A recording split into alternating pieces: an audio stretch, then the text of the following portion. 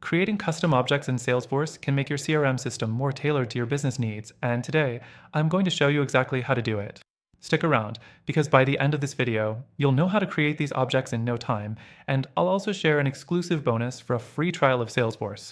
First off, when we talk about custom objects in Salesforce, we're referring to those special entities you create to store and manage your business data.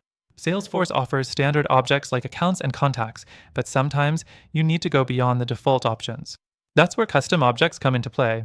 Next, let's dive into the creation process. The first thing you'll need to do is log into Salesforce and head to the Setup area.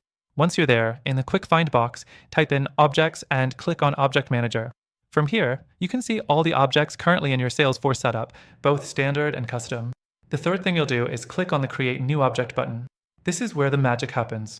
You'll need to give your new object a name. Make sure it's something that reflects what the object will be used for. This will help keep things organized as you grow your Salesforce environment. After naming your object, you can start customizing it. You can add custom fields to collect specific data, whether it's a text field, number, date, or even a pick list. This is where you can really tailor your object to your needs.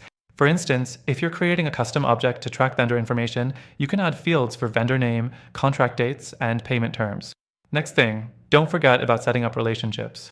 Salesforce lets you link your custom objects to other objects, like accounts or contacts, so you can create meaningful connections between them.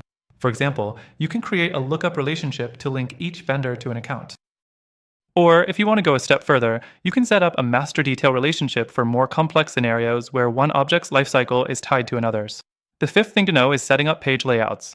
Once your custom object is ready, you'll want to make sure it's easy for your team to interact with it.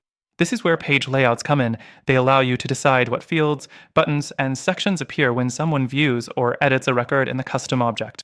Lastly, once everything is set up, you can create reports and dashboards to start visualizing and analyzing the data within your custom objects.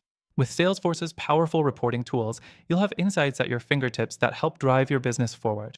Before I wrap up, I want to let you know that you can try Salesforce for completely free with a special bonus by clicking the first link in the description below. I highly recommend giving it a shot, and with this bonus, you'll be able to dive deeper into all the customizations and features Salesforce offers. So, now that you know how to create custom objects in Salesforce, remember, take advantage of that extended free trial to explore even more. If you liked this quick guide, hit that link below to start using Salesforce with exclusive bonuses, and thanks for watching.